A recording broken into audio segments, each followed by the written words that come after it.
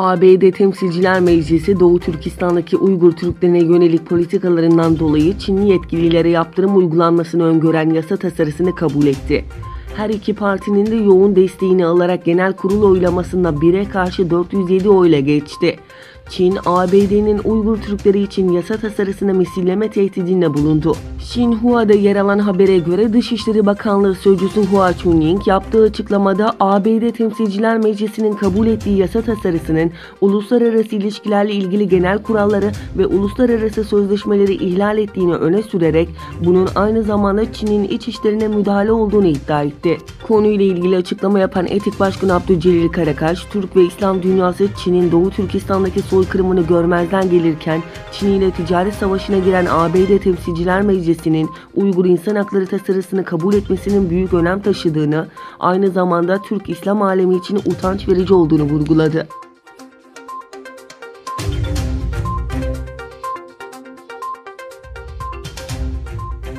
İYİ Parti Konya Milletvekili Fahrettin Yokuş, Türkiye Cumhuriyeti'nin Doğu Türkistan halkının özgürlük mücadelesini desteklemesi gerektiğini belirterek TBMM'ye çağrıda bulunuyorum, hiç olmazsa bu zulmü kınayın dedi. Yokuş, mecliste düzenlediği basın toplantısında başka bölgelerden göç ettirilen Çinlilerin nüfus yoğunluğunu sağlamak için planlı şekilde Doğu Türkistan'a yerleştirildiğini söyledi. Çin'in Doğu Türkistan'da asimilasyon uyguladığını dile getiren Yokuş, bugüne kadar binlerce aydının ya katledildiğini ya da zindanlara atıldığını belirtti.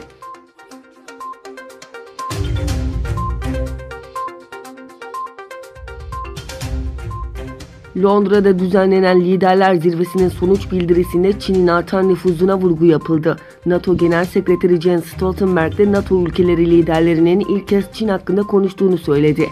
NATO'nun Londra'da düzenlenen Liderler Zirvesi'nin sonuç bildirisi yayımlandı. Terörizme karşı ortak mücadele vurgusu yapılan bildiride Çin'in hakkında Çin'in artan nüfuzu ve uluslararası politikalarının ortaya çıkardığı fırsat ve sınamaları ittifak olarak birlikte ele almalıyız ifadeleri kullanıldı.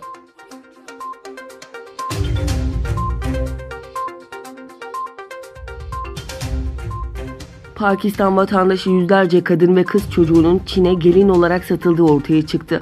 Pakistan Federal Soruşturma Ajansı tarafından hazırlanan belgeye göre Pakistan'ın özellikle de yoksul bölgelerinden 629 kadın ve kız çocuğunun 2018'de Çinli erkeklere satıldığı ve bu kadınların Çin'e götürüldüğü belirtildi. Pakistanlı müfettişler insan tacirlerince aileleri daha müreffeh bir yaşam ve para vaadiyle kandırılarak kızlarını Çinli erkeklerle evlendirmelerinin kamuoyuna yansımasının ardından harekete geçmiş ve soruşturma başlatmıştı.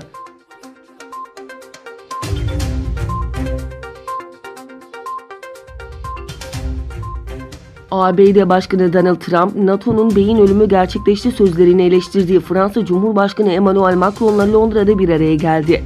İki liderin açıklamasına Türkiye konusundaki duruş farklılıkları ve IŞİD konusunda yaşanan diyalog damga vurdu. Hem NATO ile ilgili hem de Türkiye'ye karşı sözleri nedeniyle Cumhurbaşkanı Recep Tayyip Erdoğan'ın da sert tepki gösterdiği Fransa Cumhurbaşkanı Macron açıklamalarında da bu eleştirilerinden geri adım atmadı. Macron, Türkiye'nin NATO bağlamında iki konuyu açıklığa kavuşturmak zorunda olduğunu belirtti. Bu konulardan birinin S-400 olduğunu vurgulayan Macron, Türkiye'nin hem NATO üyesi olup hem de S-400 alması nasıl mümkün oluyor? Bu teknik olarak mümkün değil dedi.